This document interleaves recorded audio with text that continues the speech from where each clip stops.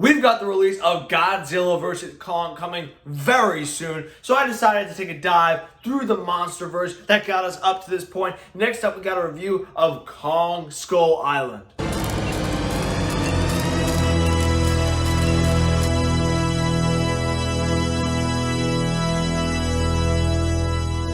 Welcome to Silver Screen Talk. My name is Luke LaPointe. I started this channel because movies are a big part of my life and I want to talk about them with people who care about them as much as I do. With that, remember to hit that like and subscribe button. Most importantly, as we are talking about movies, I want to hear you down below. Have you seen Kong Skull Island, especially leading up to Godzilla vs. Kong? What have you thought about it? How do you think it's going to play into Godzilla vs. Kong? I want to hear that all down below. And now let's get into it. Now, I really enjoy all three Monsterverse movies for one reason or another, and Kong Skull Island is no exception. This is the only Kong movie that we've gotten in the Monsterverse, and I think it does a very good job establishing the mythos of Kong, how he's going to factor into the entire universe, especially in Godzilla vs. Kong, and how he factors into the island, to Skull Island in general. I think they did a really good job setting that up. I think Jordan Vogt-Roberts did a really good job setting that up. I like that they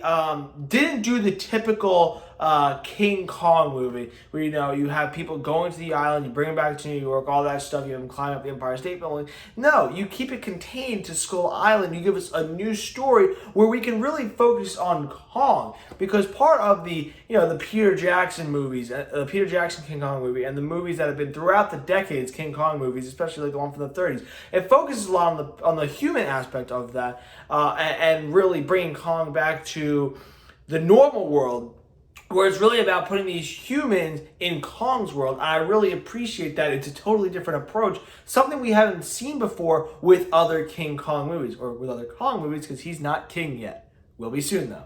I think you had some great Kong action in this movie, very versatile action, whether it be hand-to-hand or him utilizing different things on the island, him using a boat propeller with a chain as basically a throwing star on chain, or him using a tree and shredding that shit like a baseball bat, or using a helicopter like a baseball bat. It added a lot of fun, creative action that you can't do as much with a Godzilla movie because short arms, but Kong's a way more versatile fighter when it comes to doing things hand-to-hand. I liked the cinematography on that, whether it be the various close-ups they use with motion capture, as well as the wide shots they use to establish things. You had some incredible special effects in this movie, like you do with all the Monsterverse movies, if I'm being totally honest, and the motion capture was really good. You don't always get the motion capture in the Godzilla movies, but in this one you do. And you had an experienced mocap actor here with Toby Kebbell. If you don't know who he is, he was the motion capture actor for Koba in the Planet of the Apes movies, which he did an excellent job in. So he did a really good job channeling the motions and everything, the emotions of Kong. And I think the design, the special effects on Kong were great, because it really showed some emotion in Kong, in the eyes, in his facial expressions. Everything was captured really well through great special effects. I think you had some really good performances in there, especially Samuel L. Jackson, who always kills everything he's in, and then John C. Reilly, who you don't usually expect to be in a movie like this, a big budget blockbuster monster movie. You expect him to be in something else, more like a comedy, more Step Brothers-esque. But he really stepped out of his element in this movie and absolutely killed it. He added some fun vibes to it while also being very serious in the same note. And I think he was probably my favorite part of the actors in the movie. I think he put together the best performance. But again, Samuel L. Jackson also does a really good job showing how war can really get to someone and just the mania that comes from that. And I did enjoy the subplot with Brie Larson and Tom Hiddleston's characters that bring us to John C. Reilly, because what it does is it establishes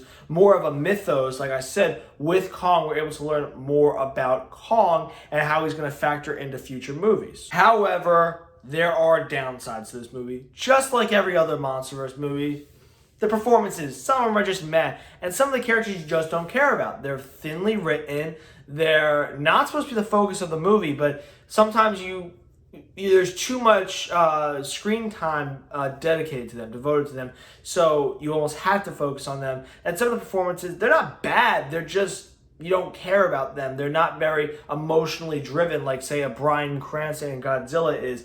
And so some of these great actors like John Goodman, you don't really care what happens to their character. And I think Toby Kebbell his human character was totally forced into this movie. I think because he was doing mocap for Kong, they decided, hey, we're going to give you this human character. But he just felt so out of place, and he was doing this weird bullshit narrating his letters to his son, the Dear Billy crap.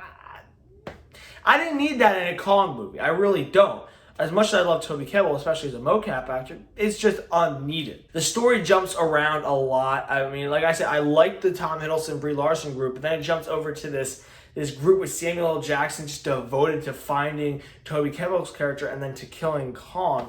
And I didn't need that. I really didn't need that. I wish we focused more time on building the mythos of Kong and then more screen time devoted to Kong. In addition, there's usually underlying messages in these movies, usually about nuclear war, stuff like that, but this one was just blatant. I didn't need like a Vietnam War setting. I didn't need the whole messaging, the blatant messaging about Nam and our soldiers in Nam. Look, if I want that, I will watch a fucking Apocalypse Now or something. I don't need that in a Kong movie where it's just that out and out. You know, it fits with some things. It doesn't fit with the Kong movie. It definitely didn't fit with this movie. So I didn't need it to be set during the Vietnam War. And I didn't need any of the underlying messages of the Vietnam War to be put into this movie. However, I do really enjoy this movie. Story and all, it's a monster movie. Shut your brain off and just watch big things fight each other.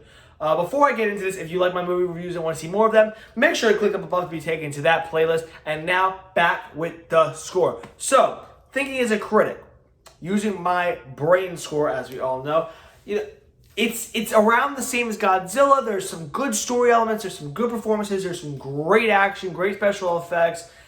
It's a little bit better than Godzilla, in my opinion, because they set up a little bit of a mythos better. So I'm going to give it a 73% on the brain score. Now, on the heart score, like I said, I always love seeing these movies. I'm an action junkie, and honestly, I'm an idiot too. So I'll be willing for 2 hours to go, shut off my brain, and watch big things fight each other. And I really enjoy it with this movie too. So my heart score, I'm going with an 82%.